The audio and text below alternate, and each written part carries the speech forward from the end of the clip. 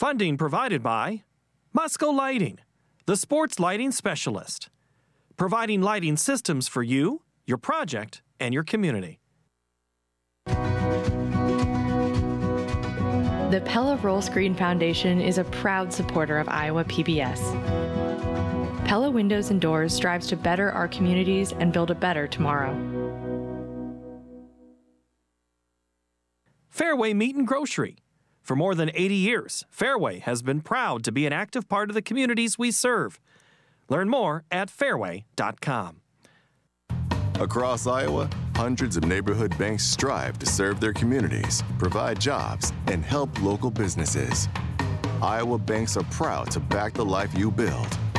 Learn more at iowabankers.com.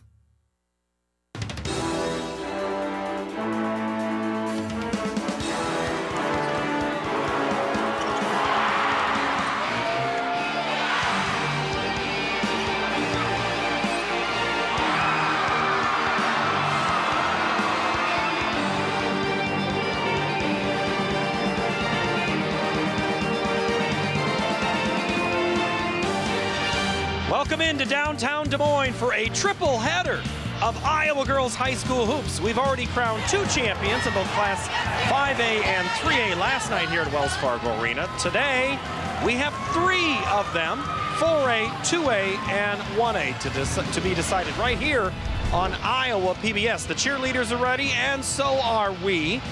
Hello and welcome, everybody. I'm Paul Yeager here at the on-site sports desk. A great perch overlooking the game action here at the Well. I'll be back at halftime with game highlights and the kind of quality features that you have come to expect from Iowa PBS. But first, let's go down and pass it courtside to our distinguished colleagues of BJ Shaban and Laura Leonard with their call of the Iowa Girls Class 4A State Championship.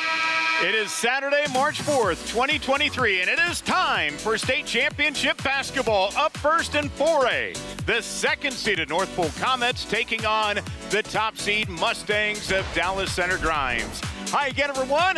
With Laura Leonard, I'm BJ Shaban. And Laura, when you look at this matchup, these 2 teams are from Central Iowa, and they know each other really well. Yeah, they played early on in the season, and Dallas Center Grimes won that game. It did go to overtime. They outscored North Polk 9-0 in that overtime. Both these teams very stingy on defense, only giving up 35 points a game here in the tournament. Well, let's take a look at their resumes. Up first for North Polk, again, the number 2 seed. This is their 6th trip overall to state. Look at that. Best in 4A. They're a scoring machine, and they have been distancing themselves from the competition, bettering teams by 20 points. They got 3 players to keep an eye on. The one in particular is Michaela Boatman, averaging about 17 per game here at the state tournament. Now for Dallas Center Grimes, I mean, this is a team that has been the number 1 seed for 3 straight years. They defeated North Polk, as we mentioned, in early November. They've got a couple of players, but the one that we're going to headline is Emma Miner. Leads a very balanced team, averaging 15 points per game, and she is the catalyst. Let's turn it over to the public address announcer, Tim Fitzpatrick. Each year at the state basketball tournament, the Iowa Bankers Association presents a Student Athlete Achievement Award to a student athlete in each class who excels on the court, in the classroom, and in their community. The recipient receives a $1,000 scholarship to the college of their choice. The 2023 Student Athlete Achievement Award winner for Class 4A is Kylie Lahaz from Dallas Center Grimes High School in Grimes. Kylie's parents are Carrie and Mark Lahaz. Presenting the award is Todd McGowan with Midwest Heritage Bank in Grimes. Congratulations, Kylie, on receiving this scholarship. And thank you to Todd from Midwest Heritage Bank in Grimes and the Iowa Bankers Association for their sponsorship of this award.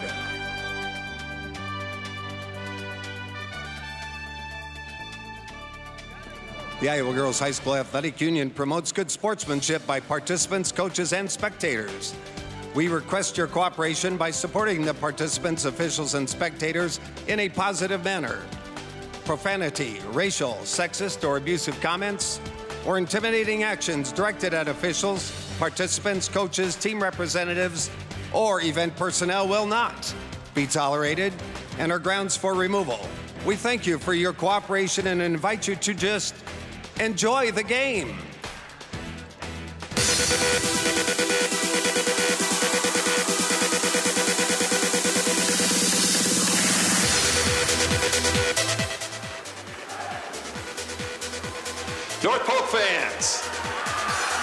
Let's hear it for your comments.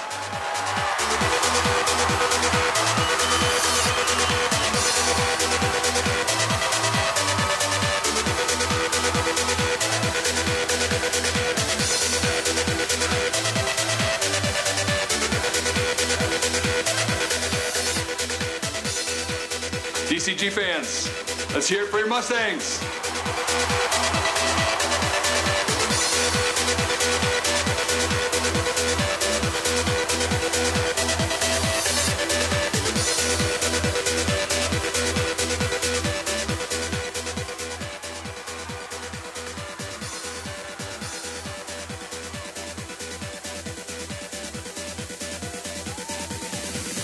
Fans, it's now time to meet the players in today's 4A championship.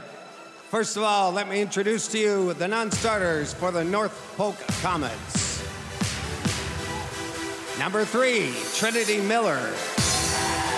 Number 5, Maddie Nemmers. Number 12, Maddie Simmons. Number 14, Ashley Owen. Number 20, Lauren Osborne. Number 21, Ava Husick. 23, Kaylee Kudelka. 24, Jada Pody. Number 30, Abby Sander. And number 40, Greta Dillinger. Your assistant coaches, Alex Bollmeyer and Ann Sloan. And now let's meet your non-starters for the home team from Dallas Center Grimes. Number 2, Kenna Kneef. Number 4, Neela Williamson. Number 10, Olivia Curtis. Number 14, Jenna Morrison.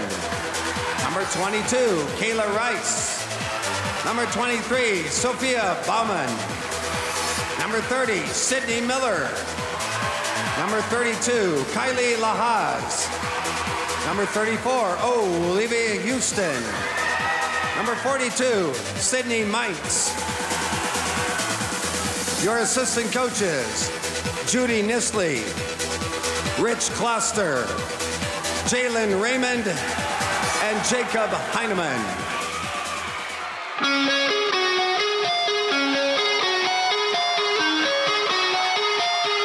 And now, here are your starters for this 4A championship. For North Polk at guard, a senior, number 4, Michaela Boatman. For Dallas Center Grimes at guard, a junior, number 12, Vanessa Bickford. For the Comets at guard, a senior, number 11, Liza Schaefer. For the Mustangs at forward, a junior, number 20, Aubrey Johansson. At guard for North Polk, a sophomore, number 22, Abby Tuttle. At guard for Dallas Center Grimes, a senior, number 24, Finley Fitzgerald. For the Comets at forward, a senior, number 32, Izzy McCool. For the Mustangs at forward, a junior, number 44, Josie Lempe. And for North Polk at center, a sophomore, number 33, Becca Agard. For Dallas Center Grimes at forward, a senior, number 50, Emma Miner. Head coach for the Comets, Clint Albertson. And for the Mustangs, Adam Jones.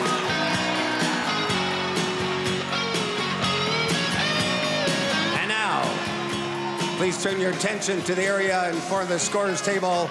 Our officials for today's 4A championship: Scott Giles, James Crozier, Casey Pelzer, and your bench official, Steve Schultz. All right, who's ready to win a state championship?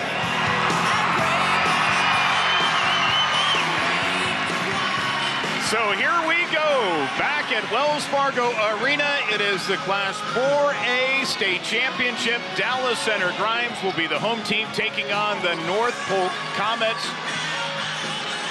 And Laura, what are the keys to the game here for the Comets? Well, what what North Polk needs to do is win the battle of the boards. They cannot get out rebounded, and they need to have that advantage to get the running game going. And no uncontested threes. They got to get a hand in the face all the time, get out and defend them on the arc. And for Dallas Center Grimes? They need to rely on their defense. They're only giving up 35 points a game here in the tournament, and then they need to work inside out. They need to establish Emma Miner on the inside, kick it out to the perimeter shooters.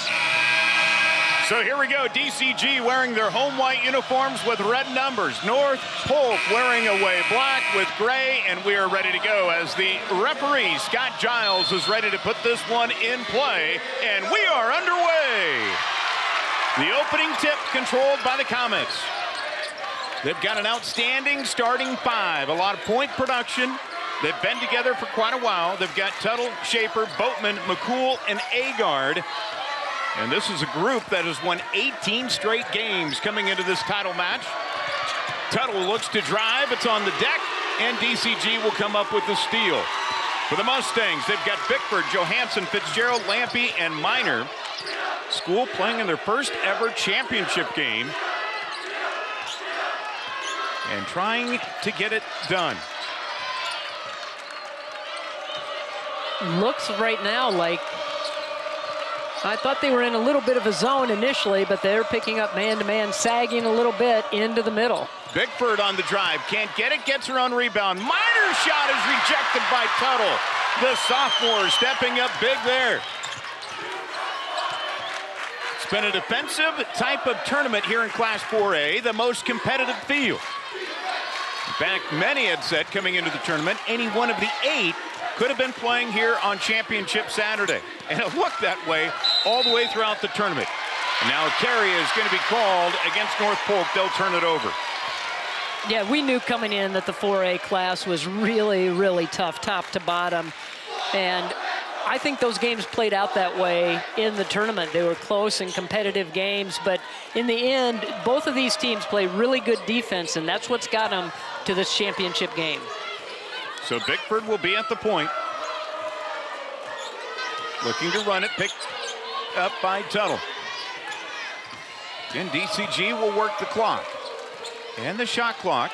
You see it there in the yellow on your portion of the score bug here. It's inside of 10. Miner looking to work it inside the paint, goes back right. They're going to have to reset in a hurry. There's the shot clock winding down. Lampy. And a foul is going to be called on the floor. This goes against McCool, the team's first. And they get bailed out a little bit. That shot clock winding down. They're doing a good job of defending. And DCG is just taking their time on the floor, just being patient. They let it work, but they almost got it down a little too far, but got some help. Miner in the paint. Can't get the roll shot. And the rebound to North Polk, going for their first ever state title. They lost in the title game back in 2019 to Centerpoint Urbana, and again in 2020 to Sioux City Heelan. And it was Heelan who North Polk bested in the semifinals. Boatman looks to work with it. On the drive, the layup not there, and Miner with a rebound. Well, it's one and done for both teams, and that's what you have to do. You have to control the boards, not give up a lot of second chance opportunities, and neither of these defenses do that very often. Fitzgerald in the paint, lost it. And it looks like it's going to be tied up. Possession arrow is going to keep it with DCG. Laura, is there a level of nerves here early on? Because these two teams throughout the tournament, I mean, their offense would flow pretty well. And we're not seeing that here so far.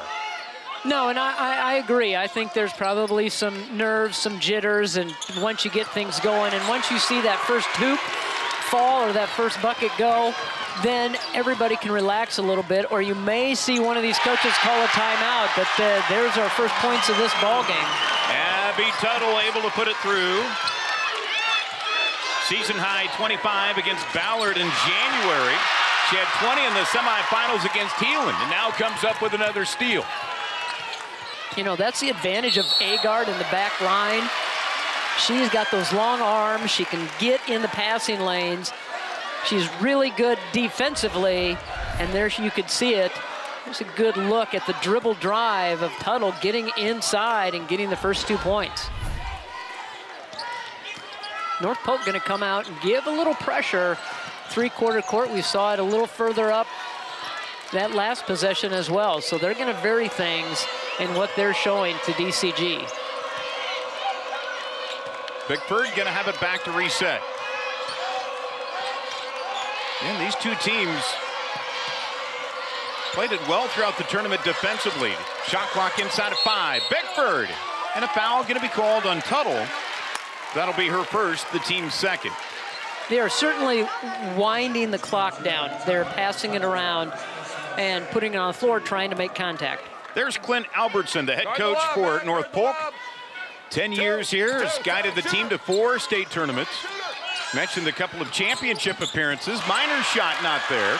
And the rebound to Agard, listed at 6'2". Becca Agard, a rebounding machine, just got her first one there.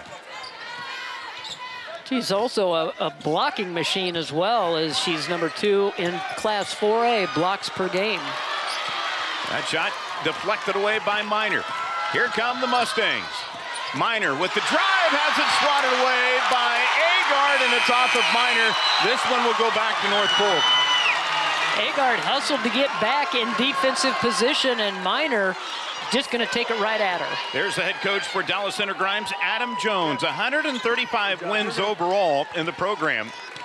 And you could tell after the semifinal win against Ballard, they won 33-32 in the closing seconds. In fact, the last moment free throw, there was a lot of relief of DCG finally cracking through the semifinals and getting to this championship game. Well, and just think about what they've done in their conference as well. And over the last 3 years, they have gone 40-2 in conference play. So Tuttle will walk it ahead into the front court. Try to go inside. Minor with the steal. The St. Thomas recruit will bring it up with the right hand. Pulls up. The short jumper is good. And Emma Minor breaks the ice for Dallas Center Grimes to tie it up. You know, we don't see that enough. Players pulling up and hitting that mid-range jumper. A lot of players just want to keep the dribble and take it in and try to draw contact. Love the fact that she got there, made the jump stop, and pulled up and hit that jumper. Got a whistle on the floor. And this is going to be turned over by North Polk. Each team going to their bench, checking in for Dallas Center Grimes is going to be Sydney Miller and Kayla Rice. We'll get North Polk in a moment. You're going to get a look here as Minor's bringing that ball down the floor, keeping her eyes up. Saw the defense was waiting for her, pulls up and knocks down the jumper. Ashley Owen and Jada Pody into the contest for the Comets. See, each team rather cold from the field. North Polk shooting at 25%. And Dallas Center Grimes right around 13% to get this thing started. This North Polk defense is really making DCG start their offense way out at the half-court line. Here's Rice. The kick out to Lampy. Shot clock again winding down. Lampy shot rejected away by North Polk. How about Agard and her presence, the sophomore? Well, she is a difference maker in the middle. She's got that long reach, stands her ground, and swats it away. This 3-ball off the mark. Minor with a rebound. You get the feeling Dallas Center Grimes needs to get out and run a little bit more, if they can. Yeah, I think they'd like to. I think they'd like to push tempo. They're controlling the boards, not allowing North Polk to set up that full court pressure. Tied at 2. Bickford. Now to Rice, looking to get it to Minor. Lampy can't handle the pass. It will be turned over. Back to the bench for North Polk as they bring Liz Schaefer back into the contest, along with Ava Husek, who's into the game for the first time.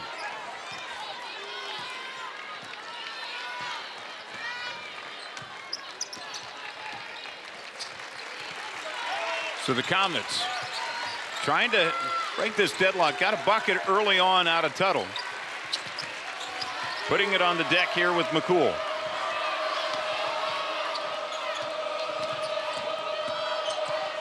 Now in the drive, the shot off the mark and the rebound to Rice. Ahead into the front court, nearly taken away, and it finally is. Pody up with it.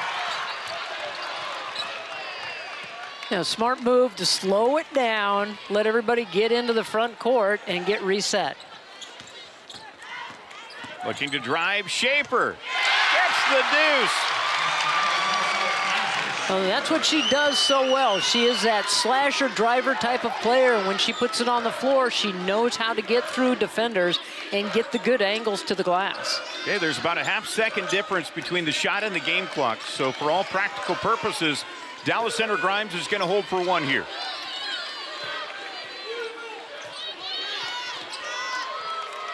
And that's what they've been doing most of the game anyway in this first quarter. They've been holding the ball and working the shot clock. Bickford on the drive. Ties it up at 4-piece. And North Polk won't be able to get a shot off. So we are tied at 4 through the first 8 minutes of play. Again, these two teams know each other really well, but how did they get here? Let's go to Paul Yeager, who's standing by. It's like we're playing softball and they're tied at 4. It'd be a good game right there. But here in basketball in the first quarter, it's been pretty even there. Let's take a look at how the two teams got here, BJ. And Laura, let's first start with the Comets against Bishop Geelan.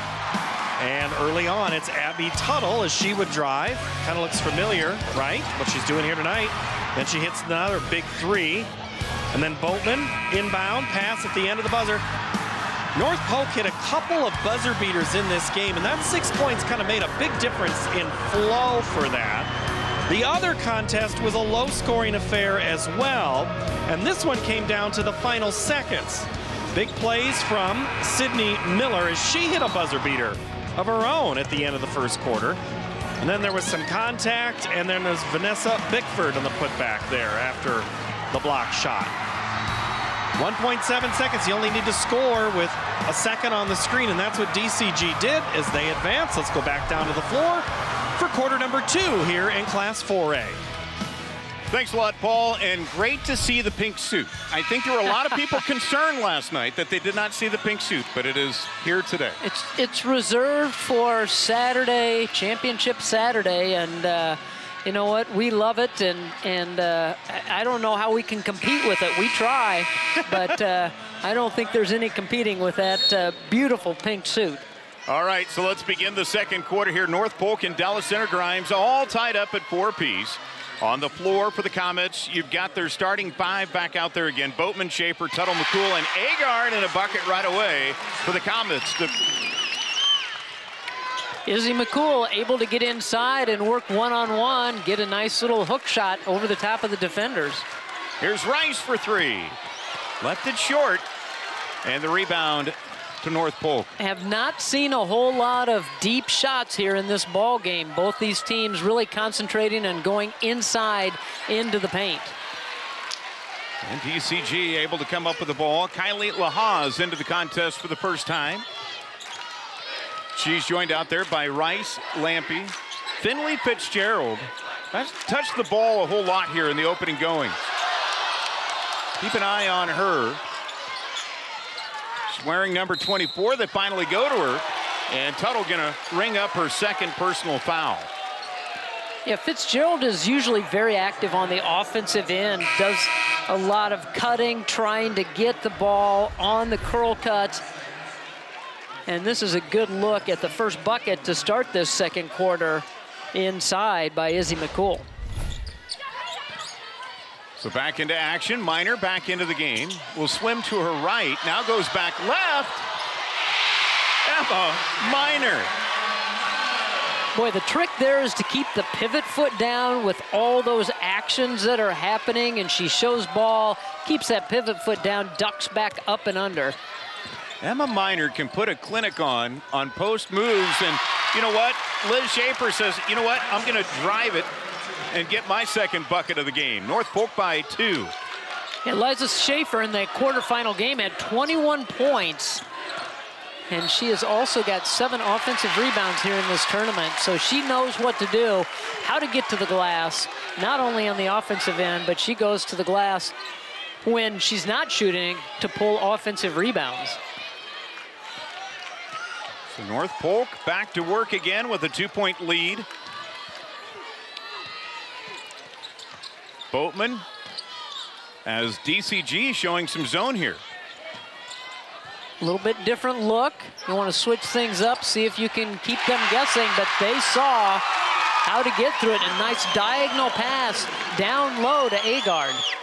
Coach Albertson said Becca Agard, the most improved player on the team. Last year as a freshman, not really a factor with her varsity squad. This year she's contributed so much, not only offensively, but as we talked about earlier, defensively, as you see Boatman able to rip down that rebound. Doesn't always score a lot of points, averaging just a little under 5 for the season, but she gets about 7 rebounds a game, and we've already talked about what she does as far as block shots. And then on the defensive end, with that long reach, she can disrupt a lot of things on the offensive flow. Largest lead of the game by either team. Minor trying to take on the sophomore, and Becca Agard with her second block of the night.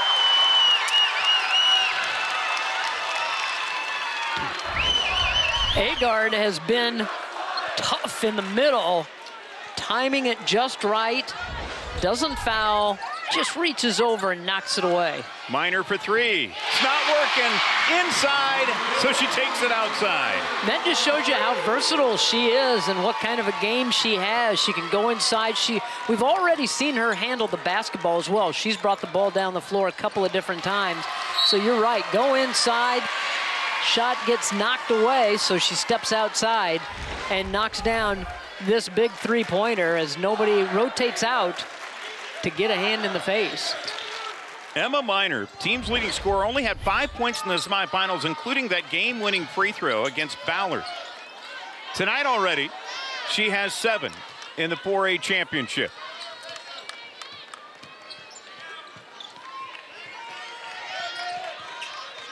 Minor thought about it. Now pulls up. That rebound tapped around. North Polk will grab it. For the moment, and a foul going to be called on Fitzgerald. Finley will pick up her first. If ball's on the floor, you're going to see bodies on the floor after it. Schaefer went down to get it initially, and Fitzgerald thought, you know what, I'm going to get in there and see if I can knock it away too. She's feisty, and I know I would not want to be defended by her. Fitzgerald is just always gets right in your face. Or Tuttle. Yeah. I mean, talk about two that don't mind scrapping. Here's the kick out to the corner to Boatman. And Michaela Boatman checks into the scoring column for the first time. Thought Fitzgerald might have a little piece of that shot as she was going up, but Boatman able to convert. And Boatman is a player that can do a lot of things and showing versatility, but Agard's having a huge game here in this first half. Boatman for 3. This one going to be tapped out. And it will go to North Polk.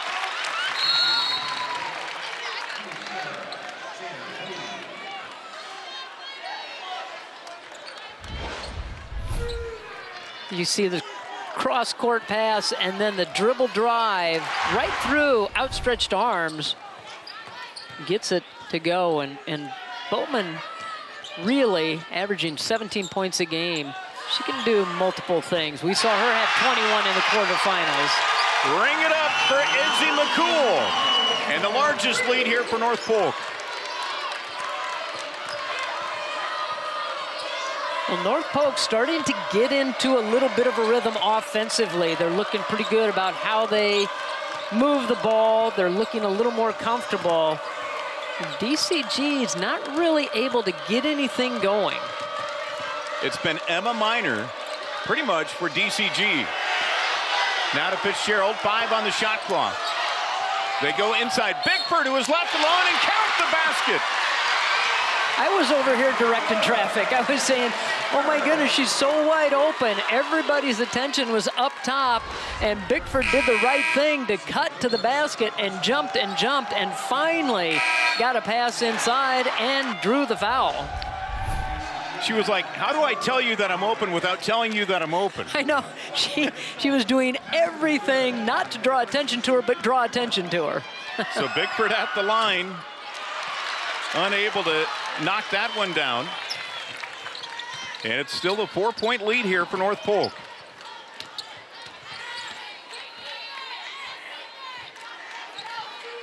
DCG will drop back to the man-to-man defense.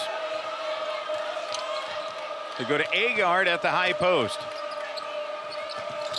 Now off to Ashley Owen, and Miner will take it away. Fitzgerald lost the handle and regroups. That's just sticking with it. Not panicking when you can't get the ball cleanly. Regains control of it and goes up between 3 defenders. The kick out, Owen for 3. Gets her own rebound back. And then the Mustangs take it away. You know, good hustle by Owen to follow her shot, just could not corral the loose ball. Working the baseline, Bickford. A little too strong, and the rebound comes down to Schaefer. I think she thought that maybe there was going to be another defender right there in her face and overshot it. Blocking foul going to be called on Miner. And Emma will pick up her first. You got to shuffle your feet, you got to move around defensively, and you've got to get set, and she just did not quite get set. She knew what she was supposed to do, just didn't get over there quick enough to draw the charge. Jada Pody to the line. An absolute standout in soccer. Able to knock down the free throw here, 60% on the season. As DCG and North Polk go to their bench, coming into the game is going to be Sydney Miller. Also coming back into the game is going to be Kaylee Kadelka for North Polk. You know, Pody, as you had mentioned, great soccer player, but she's just a versatile basketball player as well. Can play multiple positions, can play in that one spot, or the 2 or the 3, and so it's nice to have that versatility out of one player that knows multiple positions. When North Polk puts on the pressure, they really crank it up and cause a turnover. Fitzgerald says, I got you right back. The hard spin, can't get it to fall. Here's Bickford trying to create space. Rice at the top. No. Agard will pick it up in midair. Now to Boatman. We've got ourselves a race here inside of a minute to play in the first half. North Polk here in the second quarter, outscoring DCG 13-9. They go to Agard up high. Now the kick out, Pody to Agard. Can't get the shot to fall. And there's a 2-second difference between the shot and game clock as we look to wind out the first half. North Polk shooting 41% from the field. DCG right at 29%. Turnovers have plagued both teams at times. But again, a defensive battle here in the opening 16 minutes. Well, just with their numbers, you knew it was going to be a defensive battle in this championship game, and it has proven that. It's making both these teams making it very difficult to score. Foul going to be called on North Polk. And that'll be against Pody. That'll be her first, the team's 5th. Here's Rice, connects for 3. That's a big bucket as time winds down, and nobody came out with Rice. Everybody was still kind of looking around. They lob it inside, or lob it to Rice up on top, and she calmly knocked it down. It's a 1-point game at intermission. Let's go to Paul Yeager, who's standing by. All right, thank you very much, BJ and Laura. And an entertaining first half. We go from basically 2-2, 4-4 is really what it was, but a close contest there in North Polk and Dallas Center Grimes. As we mentioned in our pregame show, these two teams know each other. They've played against each other. Sometimes that's both an advantage and a disadvantage. Head coach of North Polk is Clint Albertson, and he'll join us here in just a moment.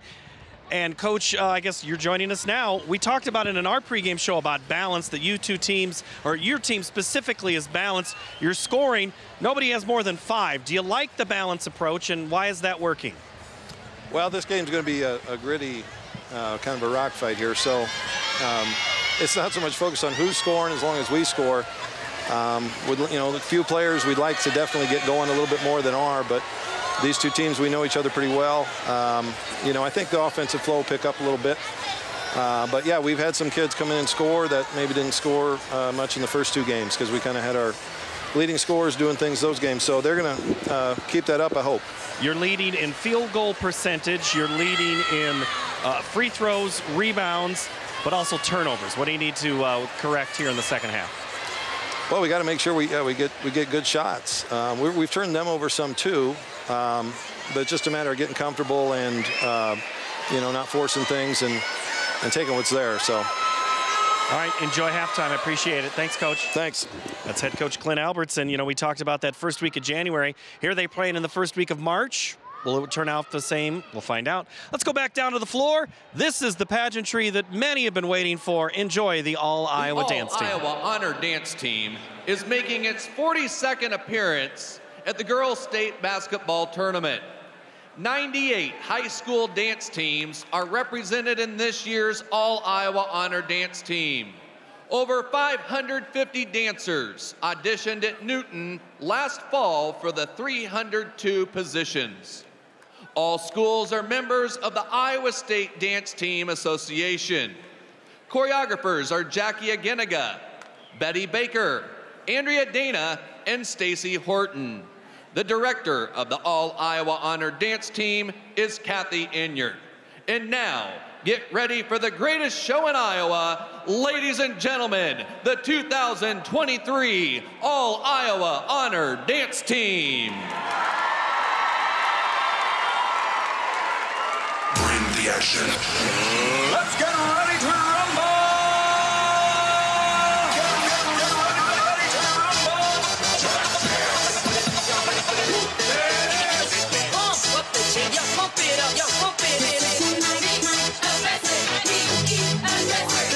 Y'all ready for this? I like to move it, move it. I like to move it, move it. I like to move it, move it. I like to move it, move it. I like to move it, move it. I like to move it, move it. Give it up, go. Welcome to the big show. Simply wait.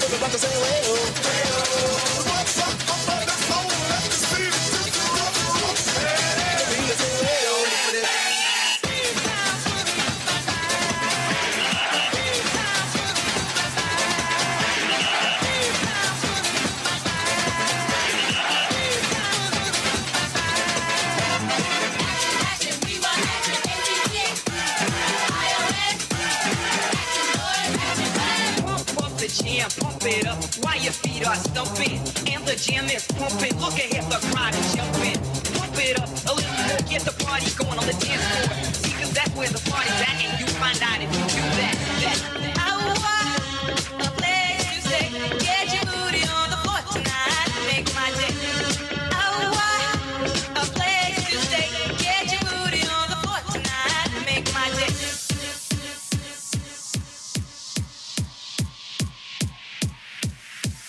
To the extreme, I rock a mic like a vandal. Light up a stage and wax a chump like a candle. Ice, ice, baby. Ice, ice, baby. Alright, stop, stop, stop, stop. Check out the hook. Alright, stop. Alright, stop. Alright, stop, stop, stop. Alright, stop. Word to your mother. Ice, ice, baby. Too cold, too cold. Ice, ice, baby. Too cold, too cold. Ice, ice, baby. Too cold, too cold. Ice, ice, baby. Too cold, too cold. Alright, stop.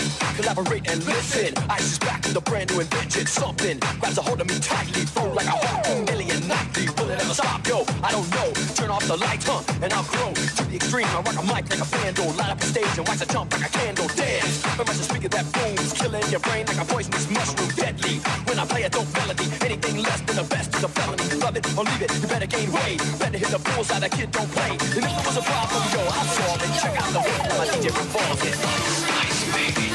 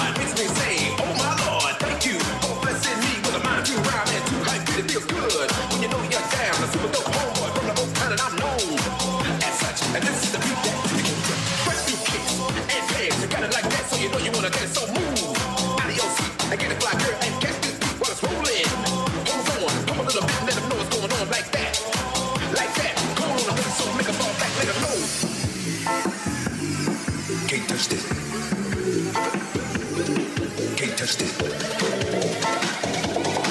Can't touch it. Break it down. Can't touch it. Can't touch it. Can't touch it. Break it down.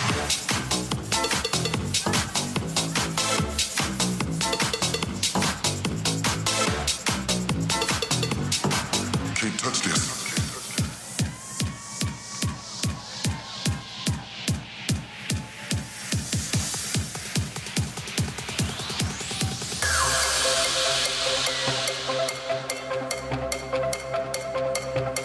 I get up and nothing gets me down.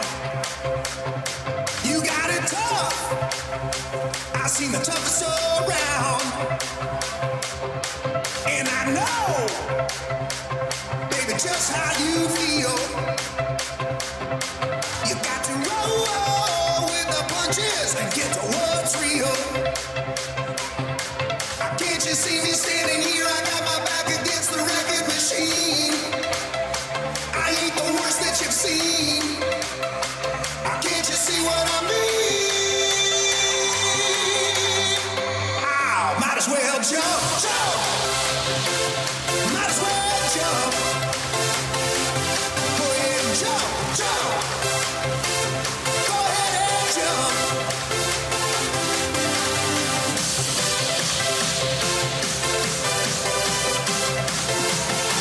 You say you don't know, you won't know until you begin.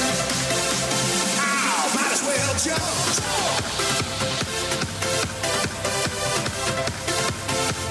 Go ahead and jump, jump. Go ahead and jump.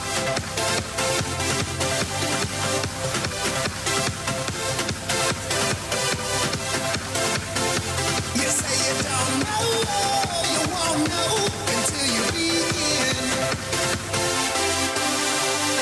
Jump, jump, jump, jump, jump,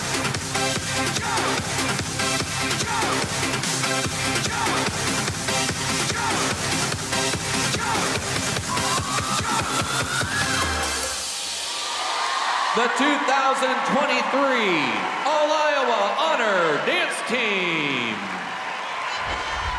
What a treat to watch that each and every year. Excellent job. Thank you so much. All right, want to let you know that Iowa PBS is committed to telling stories about other young Iowans who are doing exceptional things by celebrating their success and sharing their journey through a digital series that we call In Their Words. Now, let's meet Isaiah Picard, the youngest of 5 siblings who are all swimmers.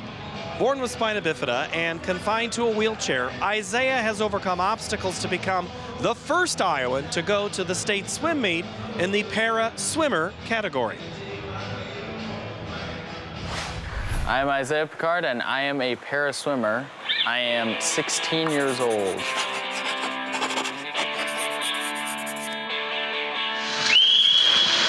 I was born with spina bifida, and I have had it my whole life. So I've always been in a wheelchair. Ready, go!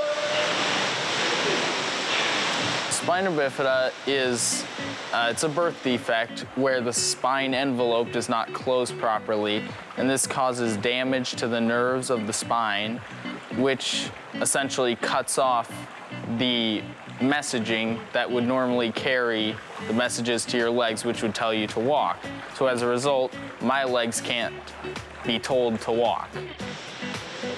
I have a lot of upper body strength, and I don't have a lot of lower body to haul. So getting in and out of the pool is actually one of the easier parts of practice.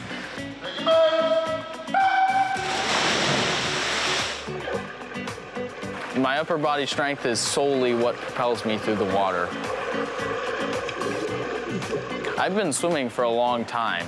I mean, officially, my swimming lessons began when I was like 4, but I joined rec swimming when I was about 7. The first couple of months and maybe the year were hard because it's a very different feel and you gotta get used to it, and I have to admit, I wasn't the most buoyant swimmer at first, and I was very afraid of the water. But I got over that.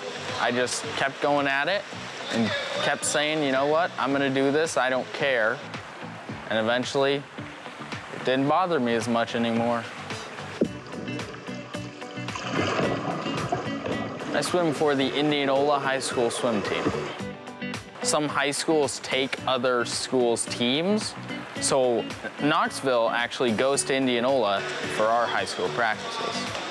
Full stroke, all the way through to the knee. I can only compete in the breaststroke and the freestyle because of the para rules. This year, I have focused virtually exclusively on freestyle and just trying to perfect and fix that.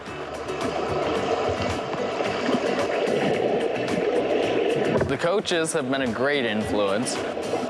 Bobby and Jeremy have been great at obviously improving my technique in the pool and improving my efficiency. And just in general, you can take the lessons that you learn in here and apply it to life. My teammates have been incredibly supportive, and some of them have been immensely helpful in improving my technique. They have really helped me. Work hard, and no matter how much it sucks, it might suck temporarily, but if you get through it, good things will come out of it. I was in the state meet in 2022 and 2023. Yeah, it was a big moment. Before now, there have been no para swimmers who have gotten their own division and earned the same accolades. For high school, it's a really special honor, and it's amazing. I love it. My siblings were also swimmers. They've been very supportive throughout my whole career. It's nice because I've had, many of them have been contemporary along with my career in high school. I hope to go to college and med school. I think my own personal experience, that's a big driving force in me wanting to help people with similar problems.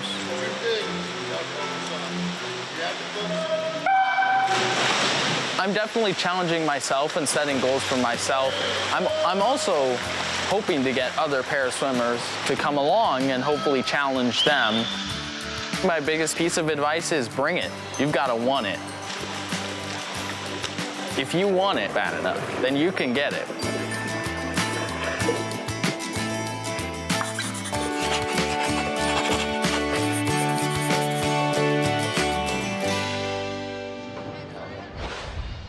We do hope that you are enjoying the halftime pageantry here in Des Moines, our coverage, the special features, and the awards that are brought to you by your statewide broadcast media network, Iowa PBS. Just a reminder, this extensive high school girls basketball championship coverage isn't possible without support from viewers like you. So please take a moment to call or go online and make a pledge right now to support Iowa PBS. You can also use your QR code at the bottom of the screen that you see there with your phone. Take it out and take a picture of it. Your support ensures that we can continue this and other essential coverage for generations to come. Our thanks to you who continue to support, and we will step away for a moment.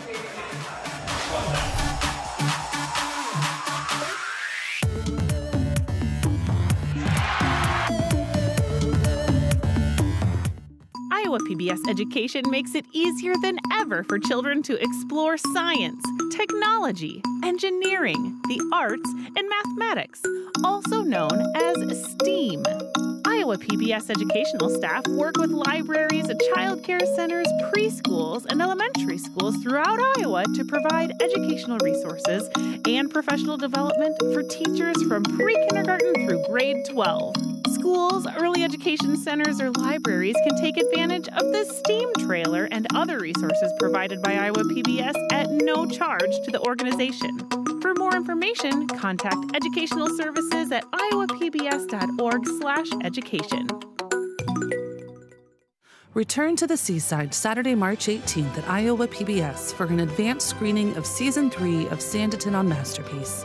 Starting at 2 p.m., we'll revisit old friends and make new ones, watching the first episode of Season 3. Afterwards, join us for a Regency Seaside treat of ice cream and pose for a picture with our Sanditon-themed background. Go to iowapbs.org/events to reserve your free ticket to the screening.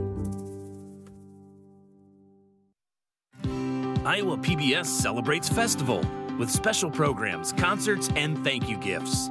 Be sure to check out the latest thank you gifts, such as 2 tickets to tour Historic Dubuque, beautiful glassware from Blanco,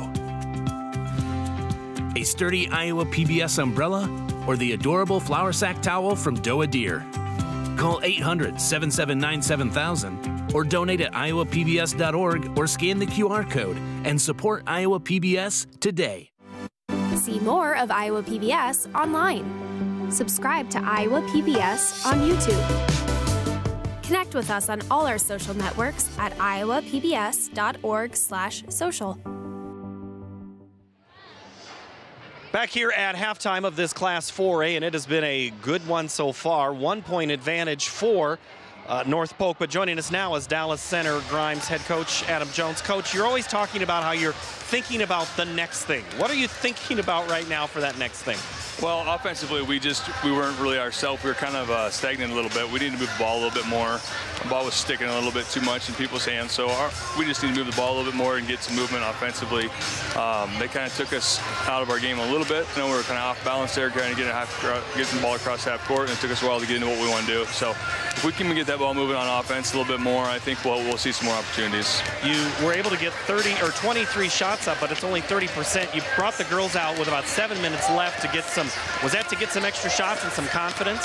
Yeah, well, we're not used to 20-minute half times. You know, we made the adjustments we needed to make, and it's good to have them out here shooting free throws and shooting some shots before we get ready to go. As you know, every point matters. Thanks, Coach. All right, thank you. All right, that's Adam Jones, head coach at Dallas Center Grimes, as they go for their first state title. And earlier this week, it's been 4A, and one of the teams that was in it was Decorah, and they had a player on there named Bryn Storhoff, and she happens to join us now, as Bryn is a member of the Iowa Girls High School Athletic Union Student Athlete Advisory Committee. Yeah, that's right. Why did you want to be on that committee? So I'm really involved in Winneshiek County 4-H, and they have a thing called State Council, but I wasn't really interested in doing that, so my mom actually came across this, and I thought it was another great way for me to get involved at the state level and participate in opportunities that some small town schools don't always get to participate in, like competing at the state tournament, and just getting to see like all the players and the coaches and learn from people who are here. Now, your team was here this week, so yeah. You were planning to be here to help with the tournament because that's part of the committee. They get to help with the state tournament, things like that. Yes. What was that like to be a player? To be a player, especially for basketball, it was unreal because this is something we've been working forward to for a long time now. We've been going from last in our conference to 5th to 3rd to sharing the conference title and then to finally winning it this year and then qualifying for the first time in Decorah girls basketball history in 16 years. It's a huge honor, and I think it was a great way to encourage our younger girls at Decorah that we can do it in future years and that we can keep rolling. Now, you are busy. You mentioned 4-H. You're also a National Honor Society. You're involved with your church, the community club. Yes. As you meet with these girls from other parts of the state, what have you learned from some of them that you want to take back to your community and your school? Yeah, so just like me, they're also really busy and they participate in a lot of things, but it's been amazing seeing their passion for sports and the hard work they put in to the things they participate in their lives, and that's kind of the energy I want to take back to my teams, my school, my community, so we can make a difference in not only sports but all over. You've been great. It's been fantastic. I love seeing all of you work, your tireless social media to the helping of the teams. It's been fun. Enjoy the rest of your week here for the last 2 games. Yes, thank you so much. All right, that's Bryn Storhoff, Jr. from Decorah, and that is one of the parts of this tournament. Another is the basketball. Let's see how the first half shook out when it comes to game highlights. It was a really good back-and-forth ball game, and it was a lot of this player, Emma Miner. She did a lot of things. She hit the winning free throw to get DCG here into the finals, but she was doing her work. That old great post player move right there in the Euro step. Miner would have 7 points as she'd even hit from the outside. And then there was a couple of good defensive plays in there. That was Becca Agard. And then there's Agard getting the left hand in. And then Izzy McCool, the turnaround in the lane, gets a bucket there. And that Here's the Liza Schaefer pass out to McCool with the 3 there as the clock's winding down in the second quarter. We now have a look at the first half stats. Let's go down to the floor to BJ and Laura for their call, and they'll give us the stats right now. Thanks, Paul. Well, as you take a look at it, each team pretty much even in field goal numbers, three-point numbers down, and shooting percentages down for both, if you would imagine coming into this one. But, Laura, I think it's been about nerves and then the defenses and the fact that these two teams know each other really well. Yeah, I think that's a big part of it, that they do know each other very well. And I think the other thing to look at is points in the paint. That is where this game is being played. They have tried to go inside, whether it's posting up or on the dribble drive. So to start the second half, it's your starting 5 out on the floor for DCG. Bickford, Johansson, Fitzgerald, Lampy, and Minor. And for the Comets, you've got Boatman, Schaefer, Tuttle, who has 2 fouls, as does McCool, and Agard. And right away, a bucket by Aubrey Johansson, the junior, with her first of the game. And it gives DCG their first lead of the contest. So not one of the players that usually is their big scorer, but she saw room on the baseline and took it right at the defense, able to get it off the glass, and that's a good start. I think probably something planned as they came out of halftime to get some other people involved in the scoring. Lampy picks up the foul. North Polk in that opening set out-rebounded DCG, as you saw, 15-12. But how about the first half by the sophomore Becca Agard?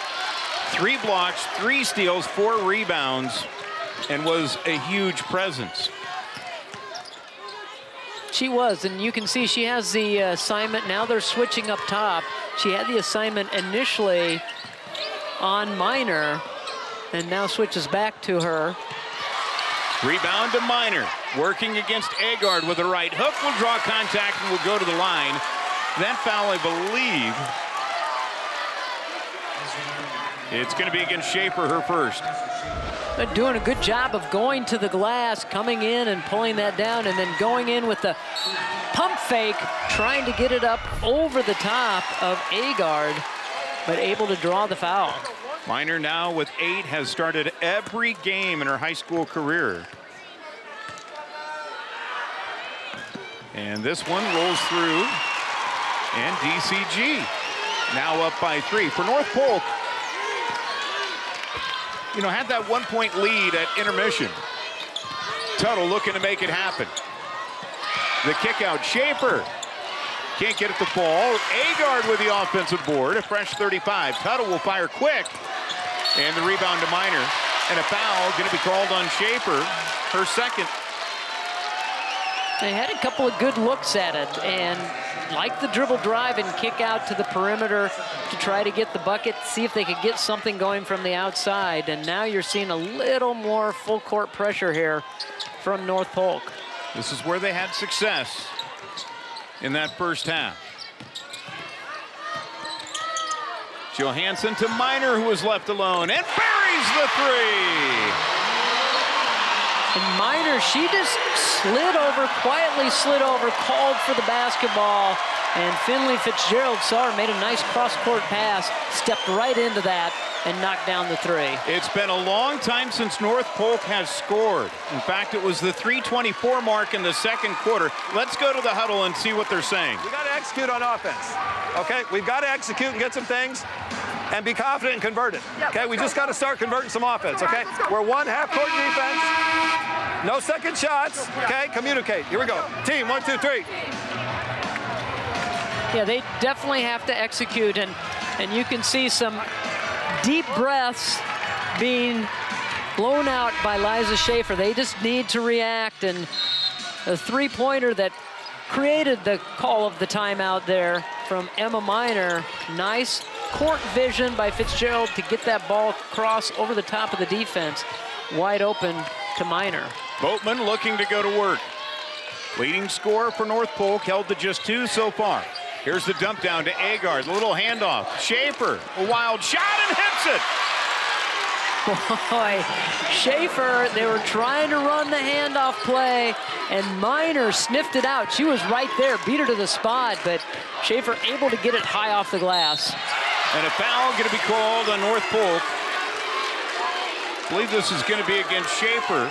We'll see. Yes, it is. That's her 3rd. And Bickford will go to the line. dribble drive of Bickford inside. Agard was right there to get the block, but Schaefer, a little too aggressive, picks up her third foul. Vanessa now 0 for 2 from the line. In fact, last spring dealt with a fractured foot and is a very solid track athlete. Looking for that season to start, and it will in a couple of weeks, or in fact less than a week. I think they've already been practicing. I think some schools have already been out practicing. So one season kind of turns into the next season if you're a multi-sport athlete.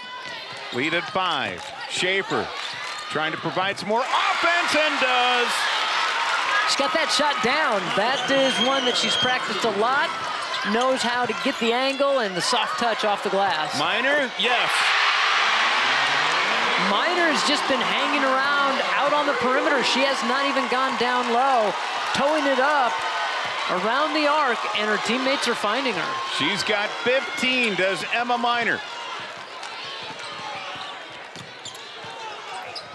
Minor here in this tournament has not really scored a lot of points. In the quarters, only 9 points. In the semis, only 5. She's been held in check until today, until the championship game. Boatman gets the bucket. She's got 4. It's a 4-point game in favor of the Mustangs.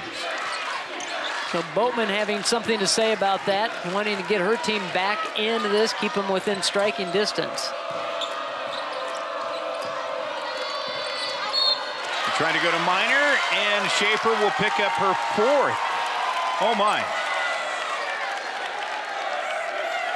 Well, that's an unfortunate foul on Schaefer. A kick out to Minor, who has all of a sudden gotten hot from the perimeter. Boatman with the nice little scoop shot up and under. She and Schaefer have caused some damage here in this quarter. Tuttle with the steal. Just mishandled it. Now we'll try to regroup. Tuttle with the kick out. The 3 by McCool. Yes, Izzy McCool with her second triple. 1-point game. Well, when they played earlier, way back in November, she had 9 points and 3 rebounds against Dallas Center Grimes. They're going to look for her because they are guarding her. So get her the ball if she's got the confidence to pull the trigger. And a rebound to Pody, who just checked in at that last break. Also into the game for DCG is Kayla Rice. Boatman looks to drive on Bickford. Spins the step back, in and out. Boy, she hit a couple of those in the quarterfinals, and it was so smooth, and just, you could tell she had practiced that. And there you go, Agard right there again with another block. Knocking it down. Tuttle draws contact and will go to the line. Minor will pick up the foul. That's her second. North Polk now trying to speed it up. Minor kind of took the brunt of that as Tuttle leans in. She had a full head of steam, taking it right at Minor to challenge her. Abby Tuttle at the line, able to knock down the free throw. That's her 3rd point. North Polk back to their bench. Ashley Owen back into the game. DCG will come into the game with Sydney Miller, as Lampy will check out. And North Polk is a very good free throw shooting team, 73%, which is #1 in 4A. So they step to the line, they're going to cash in. Here's that pressure. North Polk now back out front. We have her second lead change of the game. That one up for grabs, and North Polk will come away with it. Pody, front court, left side to Boatman. Michaela with her 6th point of the game. And the Colorado Christian signee has put her team up by 3. Well, after that timeout, and you could hear that Coach Albertson said, we've got to be efficient. We've got to be efficient on offense. And all of a sudden, they settled in. They started running their offense. And then that's also given them a little bit of a lift defensively. Here's a dump down, and a foul will be called against North Polk. Make that against DCG. Bickford will pick up the foul. That's her first. The offense has been clicking. Get the steal, going the other way, and this is, you're turning defense into offense, the dribble drive. Boatman is so tough when she takes it inside, knows how to take contact and convert. Timeout going to be taken here by Dallas Center Grimes. We've got 2:40 to play here in the third quarter. And the Comets have come storming back. Let's take a look and listen inside of the DCG huddle. Press broken and we get across here. We got to really move it. Back cuts and curls off those screens. Emma, when you get the ball in there, opposite side needs to cut. We need cutters when Emma catches the ball. You can't dribble as much, okay? All right? Take a deep breath. We're all right. Take a deep breath. Together. 1, 2, 3. Well, you could hear Coach talk about you need to have cutters. Once Emma Miner gets the ball up top or on the wing, got to have some cutters. Just can't stand around and watch her try to score. Got to give her a little help, a little movement. Don't let the ball get stuck. And you heard Coach talk about that at halftime, about the ball getting slowed down and stuck in somebody's hands, not moving, and they need to continue to get that ball rotating around the defense. North Polk will attack inside, and they get a bucket out of Izzy McCool, who's now in double figures with 10. And if you're DCG, you can't panic. You got a lot of time still, and you can just go ahead and run your offense, get a bucket. That's going to take some of the pressure off. Here's Rice. Bickford with the kick out. We'll reset it up here. Now the shot clock inside of 8. Miner inside. And how about that shot? Knocked down by Aubrey Johansson, her second bucket of the game. That's a big shot there for the Mustangs. That is. That's one that they needed to kind of get things and restore order for them on the offensive end. Here's Boatman. And a blocking foul going to be called on the Mustangs. Boy, Miner was right there. Looked like she had her hands on top of the ball to get the block, but they're also going to say she got her with the body. And for Miner, that will be her third. Each team with 4 fouls here in the second half. Here's Tuttle. Can't get it. Miner with a rebound. Boy, really nice play, though, and that's what happens when you continually move on offense and make those cuts. Your teammates are going to find you. Got a nice backdoor cut. Just couldn't get it to go through the hoop. Minute 20 to play. Bickford with the kick out to Rice. She can't get free for a shot. She's a three-point specialist. Johansson. And a foul before she can get the shot off. A lot of attention being paid to other players on the court, so Johansson starting to step up and make some things happen. Dallas Center Grimes out of the Little Hawkeye Conference. They've won it 3 years in a row. North Polk, even though they're close to them, they play in the Raccoon River Valley Conference. That shot swatted away by North Polk. Right idea to go inside, but you have Agard right there, and Miller realized that once she got it inside, needed to kick that one back out. So foul. North Polk will pick up their team's 5th, or make it their 6th. As that goes against Izzy McCool. That'll be her 3rd. So a couple of Comets in foul trouble. You've got Schaefer with 4, McCool now with 3. And the Mustangs. Just about a half-second difference between the shot and game clock, but guess who doesn't care? Vanessa Bickford knocks down her first triple of the game to tie it up at 32. You know, and Johansson was the one that took it in and saw what happened the time before with Agard right there, ready to block the shot. She got up in the air and she fired it back out to Bickford, who calmly knocked it down. Tuttle can't get it. And a foul going to be called on North Polk, and it's 1-and-1 time. Bonus time for DCG. Let's see who's going to be shooting here. I'm always impressed after coach calls the timeout, talks to his team, gets them calmed down, how they respond. And that's exactly what both of these teams have done. Coach Albertson called one timeout early in the third quarter. His team made the comeback, got ahead. And then Coach Jones called one, got his team back refocused, and they've gotten it back to where it's tied. And Emma Miner stepping to the line for a couple of free throws to get the lead heading into the fourth quarter. By the way, Jada Pody picked up that foul. That's her second. Miner gets the first. They've got time. Does North Polk. Here's Tuttle.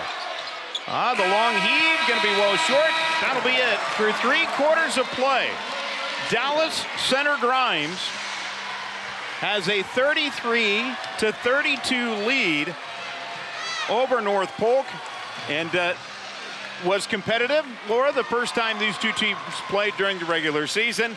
We didn't expect anything different, and we're seeing that right now. No, this game earlier in the year went to overtime. I think it may come down to that here in this ball game. Both teams have been able to jump out to a little bit of a lead. The other one has come back and has battled back, and that's where we are right now, 1-point lead, and I think you're going to see it go back and forth the rest of this ball game. Okay, the fouls are starting to mount, though, on North Polk. What's going to be the difference for both teams? No, I think you change your mindset a little bit. I think you continue to go inside, maybe get them in a little bit more foul trouble so you can get to the free throw line, take advantage of that. And then I think maybe you're going to see a little more inside out, maybe some three-point shots here. We haven't seen a lot of them in this ball game, but it may come down to the perimeter game. So here we go, the final 8 minutes. It's North Polk and Dallas Center Grimes for the Class 4A state championship, as each team will have their starting 5 out on the floor. Well, you can stay connected with Iowa PBS Sports no matter where you're watching from. You can join in on the conversation. Follow us on Facebook and Twitter and use the hashtag Iowa PBS Sports to enjoy the championships with other friends. All right, so here we go. Tuttle and North Polk will have the ball to begin the fourth quarter of play. They've got Boatman, Schaefer, Tuttle, McCool, and Agard out on the floor. Schaefer playing with those 4 fouls, and she's really been the catalyst here in the second half, along with Boatman. And a charge will be called against Michaela Boatman. That'll be her first. And how about this? Taking one for the team is Kylie Lahaz. Well, they switched up defensively. They showed them the zone coming out here. Boatman decides to try to find the gap in that zone, taking it in, and Lahaz right there anticipated it and set up nicely for the charge. Lahaz, a standout track performer. In fact, will go to UNI next year to throw the shot and discus. And that time, showed her basketball skills defensively. DCG by 1 here.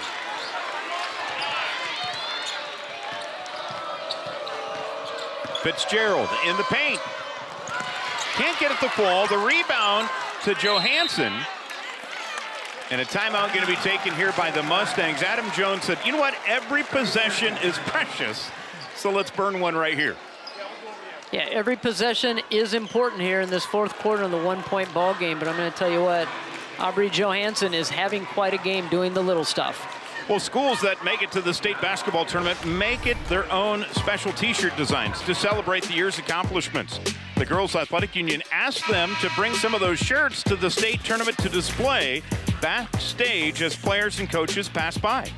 After all this year's games, after they're finished, the shirts are going to be donated to charity. Just something, another little wrinkle that makes it special here at the Girls State Basketball Tournament. 33-32, 7:14 to play. After the timeout, this one's going to be thrown in backcourt. And Fitzgerald able to retrieve it. North Polk showing some zone here. They're going to come out and they're going to extend it, and that's where the gap is, right where Bickford cut. There is a gap. If they're going to come out the top part of that zone, you can shoot somebody right in there, be ready to shoot it when you receive it. Lampy from the wing. Yes!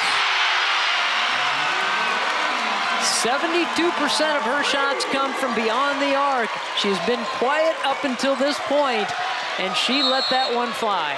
Timeout going to be taken by North Polk. Dallas Center Grimes is crushing it from three-point range here in the second half. That's their fourth made three. Let's listen to the comments. We're going to go side out, okay? Let's run Butler. We're running Butler, side out. Running Butler right now. Run that play, okay? If it's 1-2-2, run the dose play. Okay, if it's 1-2-2, we can set up on the dose play, okay? Man on D, okay, get matched up. No second shots. All right, here we go. Team, 1, 2, 3. Thank you. What do you think? Well, they're going to go back man on defense. They thought if they see a certain defense from DCG, they have the play that they're going to run here out of bounds, hopefully to get them a good look and a quick hit off the sideline play. Clint Albertson in his 10th year, been with the North Polk School District for 16 years.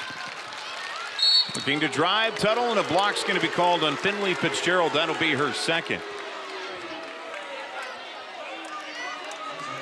Coach Albertson took over for Rick Dillinger, whose granddaughter is on this North Polk team, and Rick Dillinger is coming back to coach softball. Longtime coach at North Polk as well as over at ADM for a few years, went on to the University of Iowa to help coach over there with the women's softball program, and has decided to come back to North Polk and head up the girls softball team. We're happy to have him back in the area. Tuttle knocks down one, gets the second. She's perfect from the line here this afternoon. 4 of 4, has 6 points. And it's a 2-point Mustang lead. Lampe for 3 again, and hits! Boy, Josie Lampe, just very quiet all game long, does all the little dirty work, but has stepped out and knocked down a couple of threes. And how about Boatman coming back with the answer? Over 1,000 points in her career. Would have had more, but missed 2 games this year due to the flu. She's got her team within 3. Can the Comets get a stop here? Johansson's shot, high arcer, can't get it to fall. Minor going to be fouled on the rebound by Agard, who will pick up her first. Well, they got a 3 on one end from Josie Lampe. And then the dribble drive of Boatman just puts her head down, gets it off the glass. Minor to the line, single bonus still. And able to knock it down. Emma Minor hitting the very emotional free throw to elevate her team to the championship game. In fact, I mean, she was overcome with emotion in the postgame. Well, that's how much this means to these players out on the floor, the opportunity to get a play for a state title, and all she needed to do was knock down one, and she did it, and propelled her team to this spot. Tuttle, tough shot, can't get it. Agard will clean it up. Offensive glass, Agard with those long arms, gets a nice quick putback, kept that ball up above her head, got it off the glass.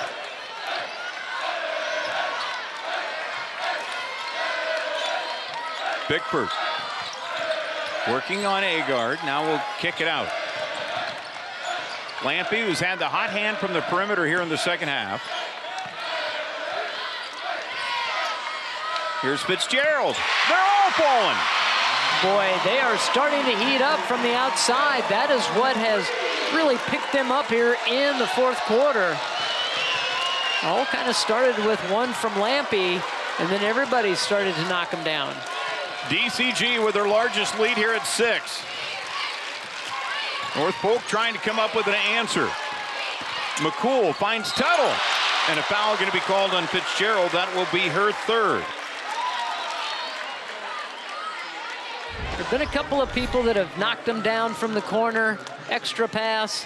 Fitzgerald looks like she's going to pass it out. Instead, eyes the rim, faces up, and lets it fly. Okay, with 4:33 to play, Tuttle to the line. And when you look at foul trouble, each team is starting to see some mount. Now, for North Polk, they've got Liz Schaefer on the floor with 4. Izzy McCool has 3. And for the Mustangs, both Miner and Fitzgerald have 3 each, and the timeout's going to be burned here by North Polk. They'll be left with 2 remaining. And let's go inside of that huddle and take a listen. Okay. This possession right now, we're 84 defense. Okay? 84. All right?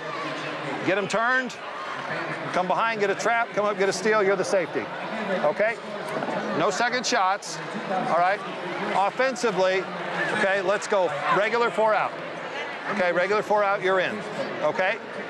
Drive and kick it. We get us some open looks. Let's knock some threes down. Okay? They knock some threes down. Let's knock some threes down. Okay? Got to get us up. So we're going 84 right now. Turn them over. Team, 1, 2, 3. They're going to take some chances here defensively and see if they can get a trap or a steal. And, you know, with about 4.5 to go here in this ball game, you got to make some changes. You got to make some things happen. And, yes, you do have a little foul trouble, but be smart about it. See it, and you could hear it. Turn them, get them turned, and then get some backside help. See if you can get the trap and the turnover. Well, we've got the 4A championship here. 2 more state championship games coming up. Class 2A will come up after this one. It's a rematch from last year. Dyke New Hartford will be taking on Central Line. Brad Wells, Ellie Ruffridge will have the call of that one here on Iowa PBS. And then the nightcap to close it out. The 1A title game. Newell Fonda against Bishop Garrigan. As a foul will be called here on North Polk, and that's going to be the 10th team foul on the Comets. And Schaefer is going to pick up the foul, and that is going to be it for Liz Schaefer. Tuttle was trying to plead her case that it was her and not Schaefer. Now let's see if Scott Giles and the crew get together to discuss. It's going to be on Tuttle. So Liz Schaefer will remain in the game. Everybody breathes a little sigh of relief as Schaefer was just standing there at the free throw line on the lane. She's like, I'm not leaving this game. That foul was not on me. And Tuttle going to one of the other officials is a great job of, you know. Teamwork. Yeah. That's teamwork. You got to keep your scores in the ball game. As Tuttle averages 11 points a game, Schaefer 10, Boatman 17, and those are the 3 that they need to have in there. A couple of rare misses there by Fitzgerald. And North Polk still down by 4. Here's Boatman. Left it just a little short. Had a good look, maybe just a little tight on that shot. Didn't get the leg drive on that to get it up over the rim. Each team in the bonus the rest of the way.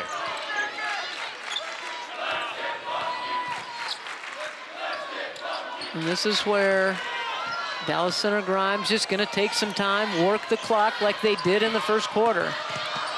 Looking to drive, can't get the shot to fall. And North Polk needing a basket on the possession. They don't necessarily need the 3. Boatman can't get it. Agard cleans it up. 2 huge offensive rebounds by Agard. Clean it up. Get him 2 points closer. Fitzgerald trying to take her off the bounce. Now the kick out, and a foul will be called on Agard. Boatman gonna go inside with the crossover dribble. And just fighting for position was Agard. Just got into the right spot and got the putback. She has come up big here in this tournament. Fitzgerald, a 71% free throw shooter, able to knock down her first here. And in fact, will be playing college basketball next year, still undecided. Misses the second. Yeah, she's had a couple of offers and just has not made that decision yet, but somebody's going to get a good one when they sign her. Inside of 2:50 to play. 3-point game. And again, you don't need the 3 here. You still have a lot of time, so get the high percentage shot. Boatman in the paint. And Lampe will clear it. Boatman has been so good with that step-back jumper. Had the hands in the face, so very difficult shot. And we're going to get a time taken here by Adam Jones and Dallas Center Grimes. They've got 2 timeouts remaining, 2:21 to play. Let's go to their huddle. Yep. Hey, listen to me. Sit, sit, sit. We got a rebound. We got a rebound. We got a rebound. We're going to run Dragons. Let's play together. But I don't, is Agard guarding you? I don't want you. I want Finley to be the back cutter. Okay? So we're going to run it, and I want you to be the one that back cuts. Okay? On Dragons, you know what you're doing. Okay? We're going to run Dragons. Get in, run it right away. Do not throw a one-handed pass. Two-handed pass. Listen, if it doesn't work, if the ball is Vanessa, clear it out. Yeah, you guys just, you'll be down here, Andrew. Okay. I'm going to be down here. Pass. Okay. Pass. Switch spots, and then you cut through. All right? Okay, cut through. Got it? Here we go. Together, 1, 2, 3. Clear out, you attack the basket. And free throws. And free throws, you got the basket for. You don't get in the lane. Well, they're looking to get a backdoor cut, see if they can get a quick hit. And I like the fact that he said two-handed pass. Do not try to throw that one-handed pass inside on the back cut. Each team with their starting 5 out on the floor. They've primarily gone this way here for most of the second half. For the Mustangs, Bickford, Johansson, Fitzgerald, Lampe, and Minor. And here's Bickford with the drive. Can't get it as the shot clock was winding down. And North Polk did come away with a rebound. I'm not sure that one hit rim. I don't think it got rim either, and I think it would have been North Polk's ball either way, so they just keep playing. Still a three-point game. McCool working on Lampe. Left-hand shot, yes. McCool with the nice behind-the-back dribble. Gets just kind of isolated over there, one-on-one. A little fadeaway off the glass. Big bucket. She has 12 in the game. And decision, it's going to stay with DCG. 24 on the shot clock. One-on-one right here, isolated behind the back, and then step and reverse pivot. Big, big bucket. They cleared a whole side over there for McCool.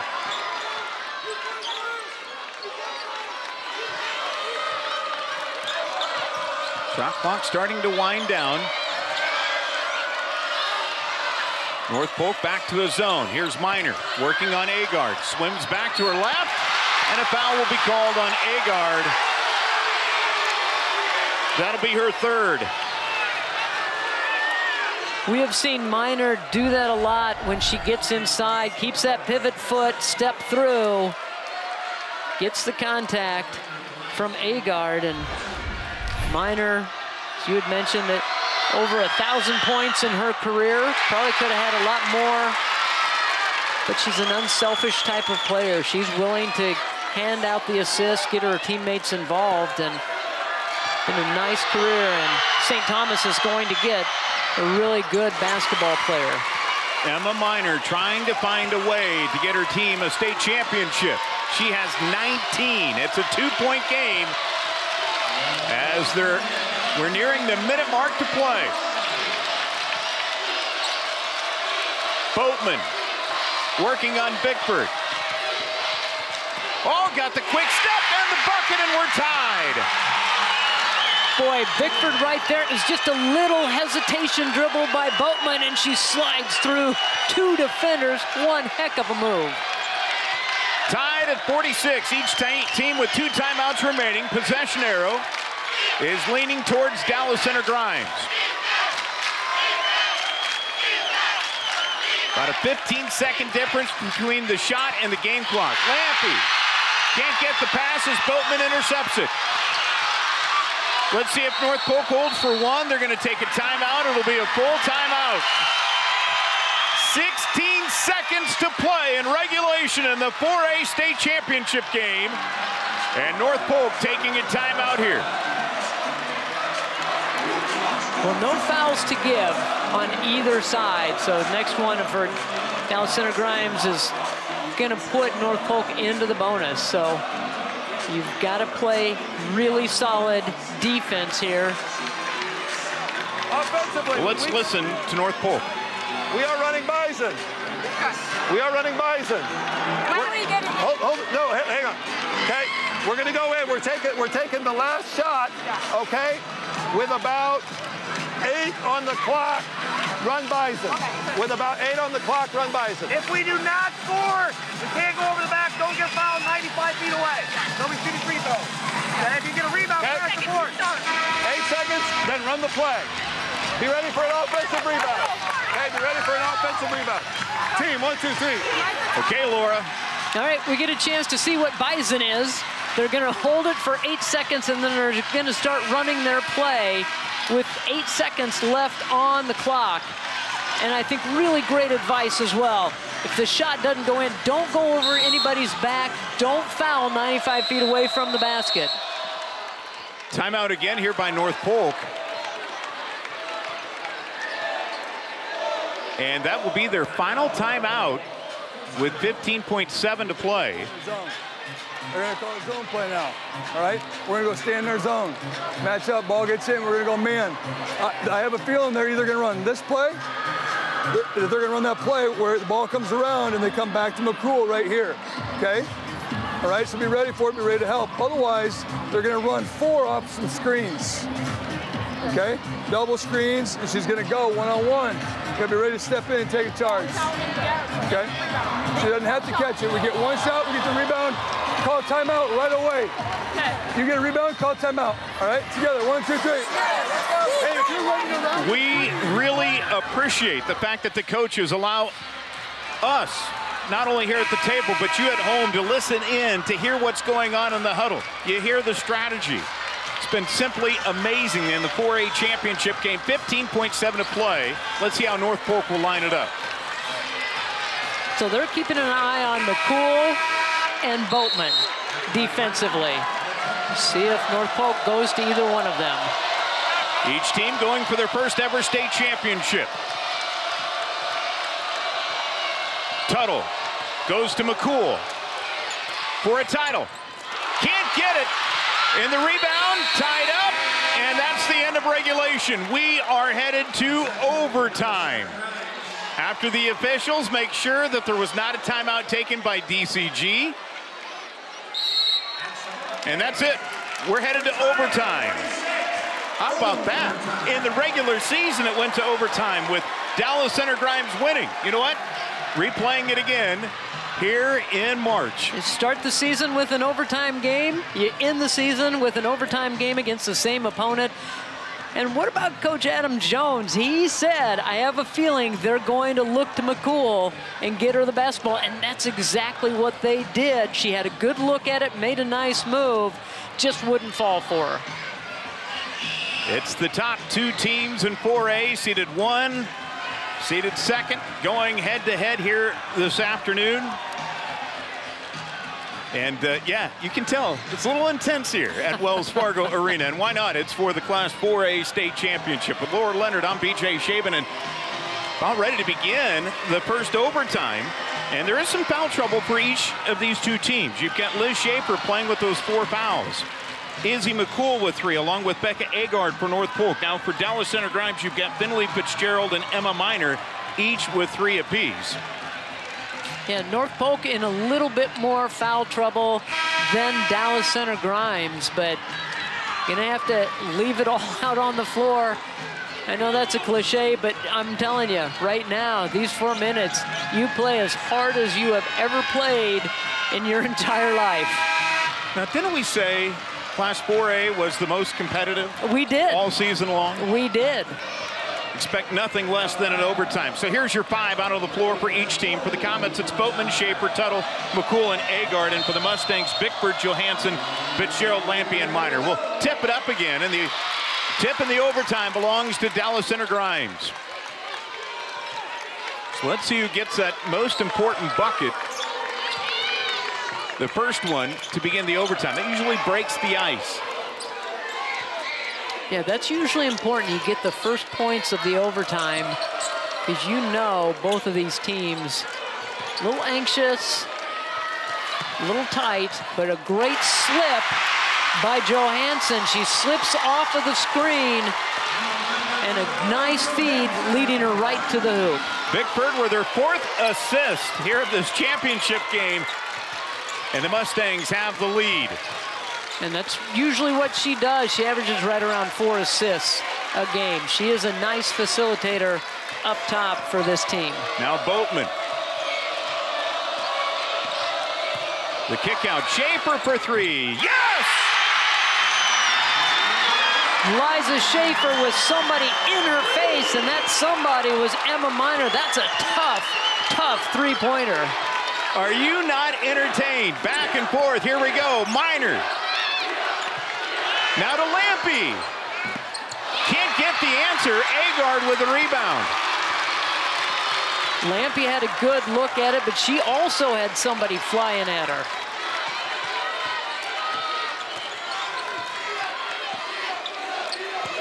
They were trying to look for that backdoor cut. And a foul going to be called on Fitzgerald. She had a hand on Tuttle. And Finley will pick up her 4th, and now North Polk will go to the line with Abby Tuttle. Talk about how good these defenses are, but you can see Schaefer staying right up on top and defense flying at her, and that's so hard to keep your concentration when you have somebody flying right in your face. Tuttle with her first miss of the afternoon. Mustangs with an opportunity to regain the lead. Miner. They're going to work some offense here.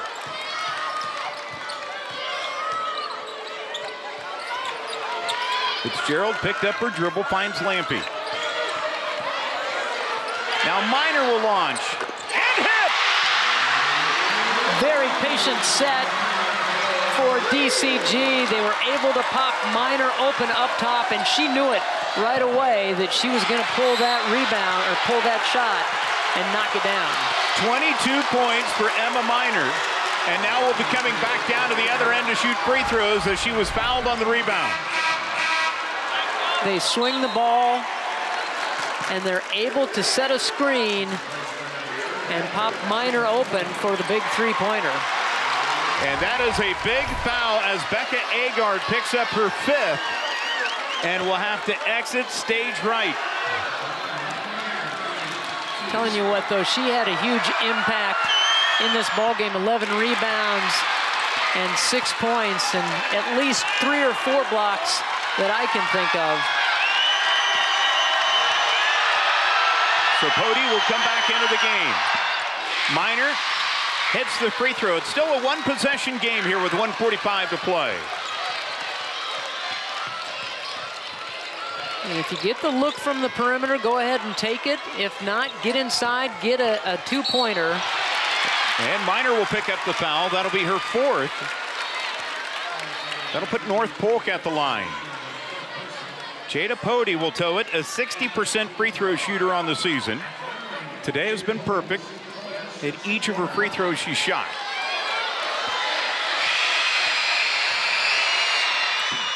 Misses the front end of the 1-and-1. Now you can take a little more time. And a timeout going to be taken in the overtime. Each team gets an additional timeout. 2 left now for Dallas Center Grimes as we go to their huddle and listen in. Okay, we got 1 timeout, all right? Now, we're not all in a foul situation right now. This is straight up defense gonna stop, okay?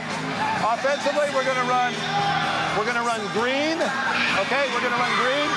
You 2 on the one side, okay? You 2 over here, Mac and Liza, Izzy, Abby, Jada, okay? Liza screen. Look for her coming off that. Curl it if it's there. Okay, Izzy, you're sitting. If she attacks, you can drop it off to Izzy, do it, or else finish it, okay?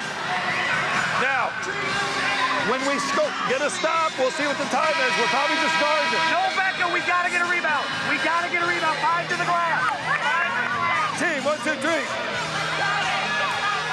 They're in attack mode. They're going to try to go inside. They're going to have players on the wing, see if they can get the good angle from the wing on the dribble drive.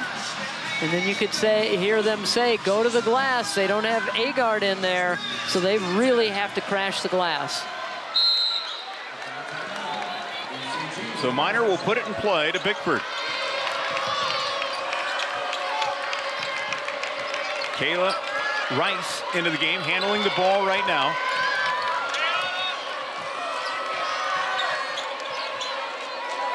Again, being very patient. It'll get down to 10 on the shot clock. It's winding down. Fitzgerald on the attack and gets the big bucket. Now it's a 2-possession game. North Polk must hurry. You got to score quickly here. Boatman working on Bickford. The shot can't get it to fall, and Tuttle with the foul. And that'll put the Mustangs down to shoot free throws on the other end. Boatman worked quickly.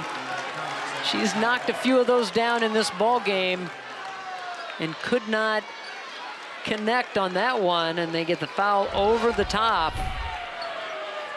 And that's going to put Lampe on the free throw line. Lampe, a couple of big threes in the second half, but at the free throw line, it's been an adventure for her this season, right at 30%.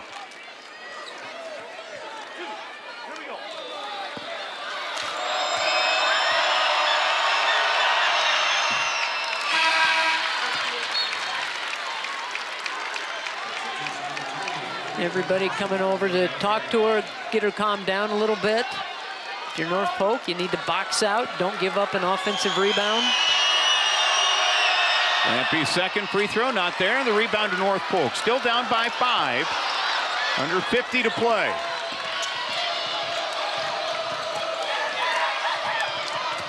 Here's Tuttle on the block. Pump fakes, goes back left, can't get it to fall. The sophomore lost it. Pody out to Boatman. Schaefer at the top. Not there, and the rebound to Lampe, and they'll foul her immediately as Tuttle will pick up the foul. And that will be it for Abby Tuttle. Had a look at it, Tuttle did, and then they had a couple of other looks at it as they got the offensive glass. And she had to foul right away. At this point, you can't pick and choose who you're going to foul, but she did get Lampe to the line, who has struggled at times this year. So the two sophomores who've guided the Comets today, Tuttle and Agard, both out as they fouled out of the game. Lampe able to connect on the free throw. Now, this is where it's a big free throw to trying to make it a 3-possession game. Still 2-possession game, but it's got to be 3s for North Polk. Boatman will launch. Can't get it to fall. McCool with the putback, not there. Time winding down here as Schaefer will be in the paint. Can't get the shot to fall, and a foul going to be called on North Polk as this goes against Jada Pody. I beg your pardon. And that's going to be, I beg your pardon, that's against Dallas Center Grimes, and that's Emma Minor. She's going to check out of the game. What a huge day today for her for 23 points for Minor. 12 rebounds as well. 4 of 8 from three-point range, so she did it at all levels. Well, benefit here. Pody to the line. And on that rebound, wasn't quite sure where that foul was going to be called, and we're clarified. So Pody, you see 3 of 4. Clock is stopped. Misses the free throw. Schaefer with the rebound, and a charge will be called against Liz Schaefer, and that'll be it for her. And Dallas Center Grimes starting to celebrate here with 7.8 to play. Boy, what great hustle, though, by Schaefer to get that offensive rebound. Tried to go and get another quick score and an and one to get them a little closer. And instead, she gets called for the charge. Timeout taken by Dallas Center Grimes with 7.8 to play and a 5-point lead. And they'll have the ball coming out of the timeout. The ball, get at the free throw line. When they catch it, you go trap them and get a steal.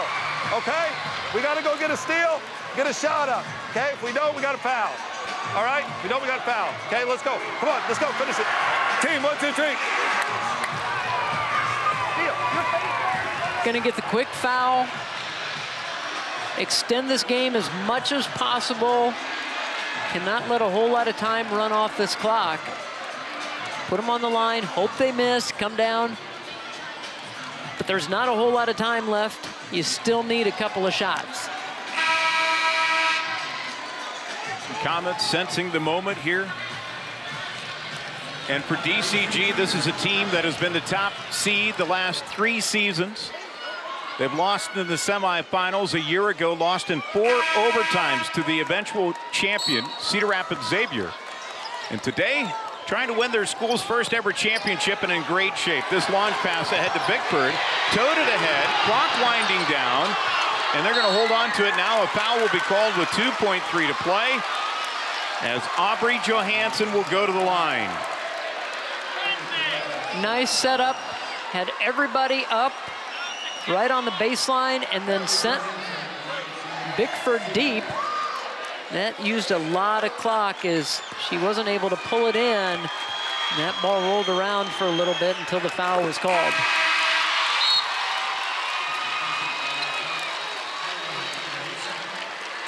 So each team able to send out their seniors. Michaela Boatman, what a career she's had, over 1,000 career points.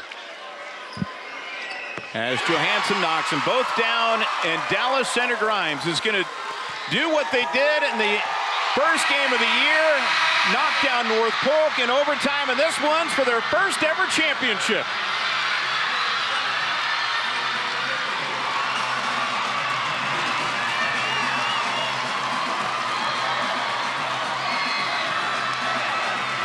Boy, what a win for Dallas Center Grimes here today, outlasting North Polk.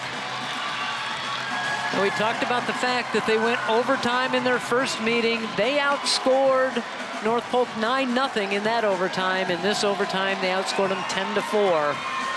They just had a little bit more to be able to get over the hump in those extra 4 minutes. What a game. What a final in Class 4A. Again, Dallas Center Grimes winning their first ever championship in girls basketball and getting it done against North Polk here, 57-50 in overtime. What a game. It was a great game, and you know, we keep saying, we talked about it all season long, how Class 4A had so many good teams and so many good, tough competitors. Let's turn it over to Tim Fitzpatrick. Class 4A All-Tournament team.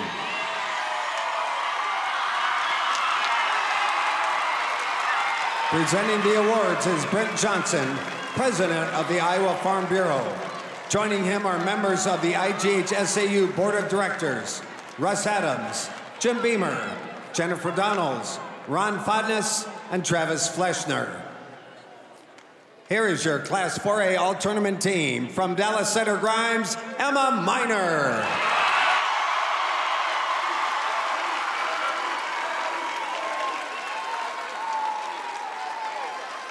From North Polk, Liza Schaefer.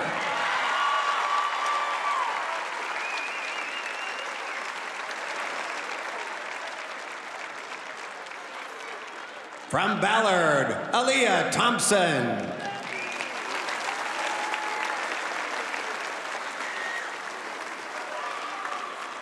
From Bishop Heelan, Brooklyn Stanley.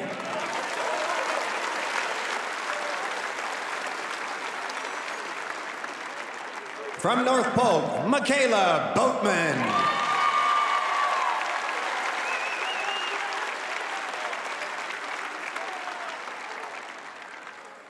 And your Class 4A All-Tournament team captain, from Dallas Center Grimes, Vanessa Bickford.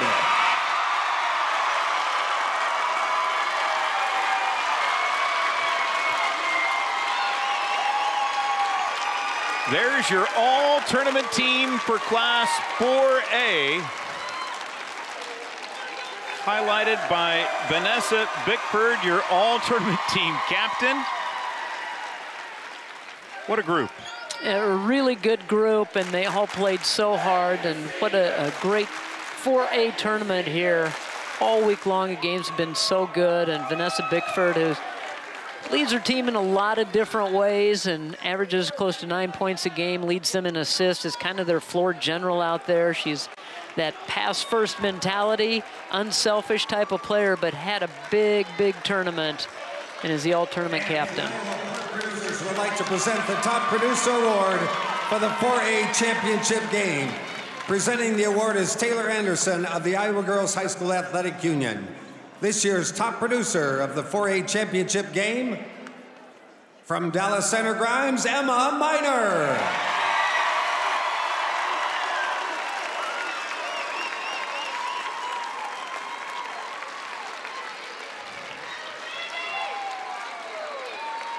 A double-double in the championship for Emma Miner, 23 points, 12 rebounds.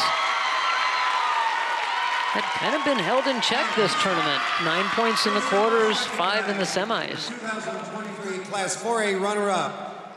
Let's give it up for head coach Clint Albertson and the Comets of North Polk.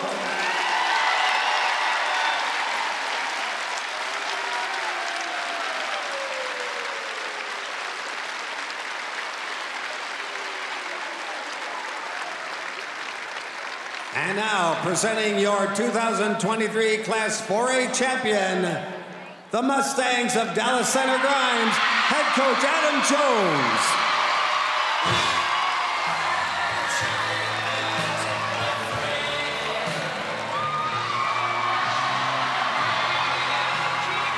Congratulations to Dallas Center Grimes, winning their school's first ever championship, besting North Polk in overtime, 57-50. Quite a game and quite a performance from both of these teams. They had a lot of players step up, and some players that maybe you wouldn't expect stepped up in this ball game. And what a nice way to end this 4A season. DCG goes out as the champion. Well, let's go to Paul Yeager, who's standing by. Paul? Thank you very much, BJ and Laura. Great job, as always. Our first overtime game of the tournament was right there in Class 4A. Emma Miner, 23 points, 10 boards. BJ talked about it at the end of that fourth quarter. Overcome with emotion after she hit the game-winning free throws in the semis. I can only imagine what's going through her mind right now and the rest of her team. Congratulations to Dallas Center Grimes and North Polk for a great 4A game. But guess what? We're just getting started. One game down, and we have 2 more to go here on Iowa PBS and your girls state basketball triple header. Who will be crowned the champion in 2A and 1A? We're going to find out soon. 2A, game 2, coming your way next here on statewide Iowa PBS. Thank you so very much for watching. So long for just a while.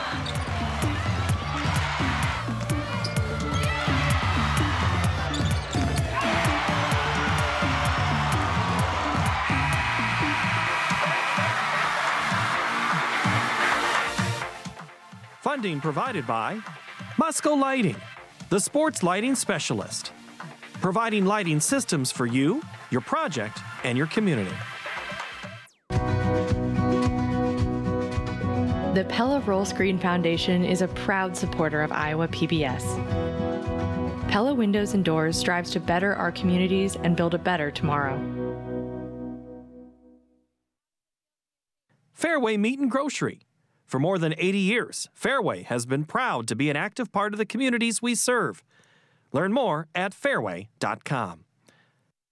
Across Iowa, hundreds of neighborhood banks strive to serve their communities, provide jobs, and help local businesses. Iowa banks are proud to back the life you build. Learn more at iowabankers.com.